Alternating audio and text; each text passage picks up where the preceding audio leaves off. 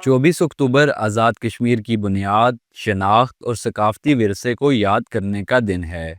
ये सरज़मीन अपनी फ़ितरती खूबसूरती के साथ साथ एक ऐसी तहज़ीब का ख़जाना भी है जिसकी जड़ें सदियों पुरानी हैं। सकाफत किसी भी इलाके की तहजीब को नुमाया करती है। वहाँ के लोगों का रहन सहन कैसा है, ये सारी चीज़ें जो है कलेक्ट होकर सकाफत कहलाती हैं।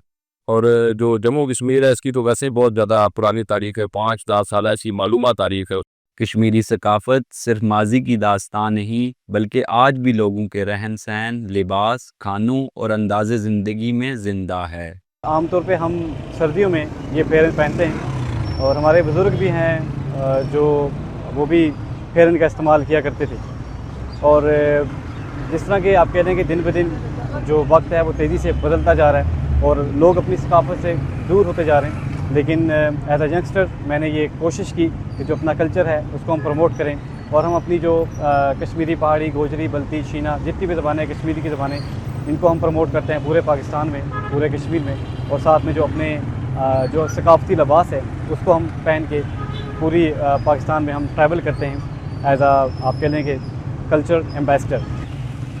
फेरन कश्मीरियों का रिवायती लिबास है जो मोटे ऊन से बनाया जाता है और कश्मीरी शनाख्त की एक मजबूत अलामत समझा जाता है। हमारा जो कश्मीरी कल्चर है ये एक सदाबहार कल्चर था और जैसे कि ये दिन ब दिन ये कल्चर जो है मध्यम होता जा रहा है, हमें चाहिए कि हम अपने इस कल्चर को मज़ीद फ़रोग़ देने के लिए शाल्स बना रहे हैं, बेडशीट्स बना रहे हैं, कुशन्स बना रहे हैं और कश्मीर की मशहूर जो शाल्स हैं, फेरन्स हैं, वो हम यहाँ पे बनाते हैं। इस काम में लोग दिन ब दिन मेहनत करें ताकि हमारा काम ज़्यादा आगे से आगे जा सके, क्योंकि हमारे काम की जो मांग है वो सिर्फ पाकिस्तान में नहीं बल्कि इंटरनेशनल लेवल पे इस काम को बहुत ज़्यादा सराहा जाता है।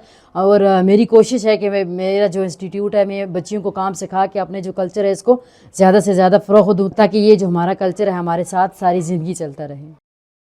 कांगड़ी मिट्टी का वो मखसूस बर्तन है जिसमें दहकती हुई आग सर्दी की शिद्दत को मिटा देती है। कश्मीरी तर्ज ज़िंदगी का एक लाजमी हिस्सा है।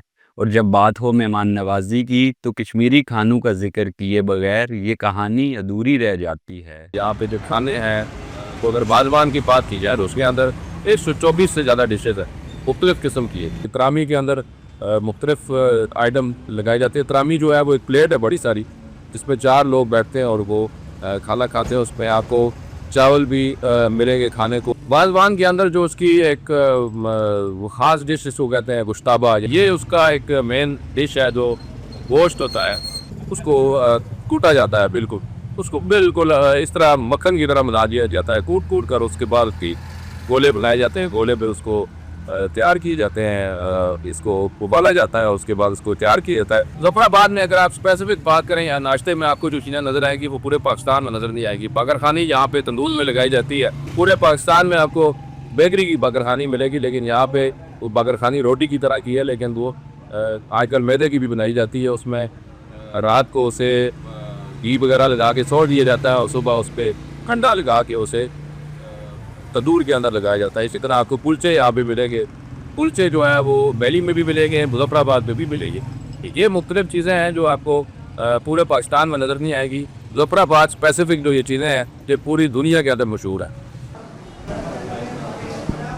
बाकरहानी और गोश्ताबे जैसे रिवायती पकवान हर दस्तरखान पर कश्मीरी जायके और मोहब्बत की खुशबू बिखेर देते हैं। वक्त के बदलते तकाज़ों के बावजूद कश्मीरी सकाफ़त आज भी अपनी असल शक्ल में सांसें ले रही है। Saqib Ali, JB connect, Muzaffarabad.